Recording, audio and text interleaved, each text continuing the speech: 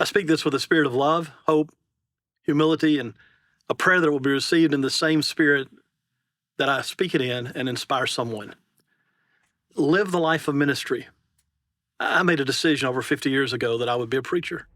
I do not and have not regretted that decision.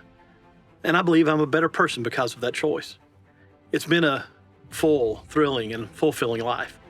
I've been afforded entry into times and people's lives and places that I would never have had a glimpse of otherwise. I have moms and granddads and grandmoms and granddads and brothers and sisters and houses and an open door and more. I've gotten to interact with my heroes. I've been to the presence of those the world calls great and those the world ignores, both of whom the Lord equally loves. I've been to over 40 countries and preached in nearly 40 states. I've gotten to stand in front of crowds of tens of thousands of people and crowds of less than 10 and to talk about Jesus. And often I've been paid to do so. I've been deeply loved and widely despised. And I've not deserved either of those. I bumble and stumble and often crumble. I'm not highly intellectual and I'm not as gifted as a linguist as many are. I don't have a golden voice or a memory of whatever it is that has a great memory. And throughout all, the love of my life has faithfully stood beside me, Melanie, providing me joy and stability and assurance on my best days and on my most challenging. More times than not, I've found myself on my knees asking God, why me? Simply put, why am I blessed by God? It is not of myself. Thank you, God, for letting me be a very smart of your very big work in this world.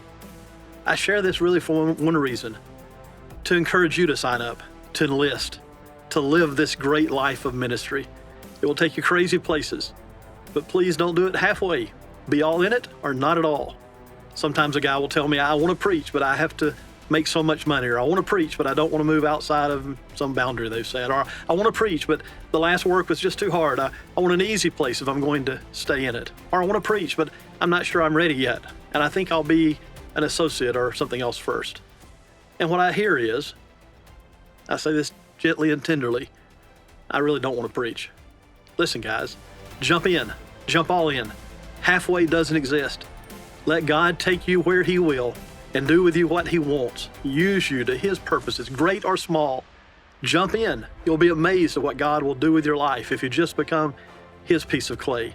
And at some point, I don't know that when that tipping point will come for you, but at some point you'll smile the smile of joyful contentment and just be glad for that decision you made so many years ago. Jump in. It's worth it.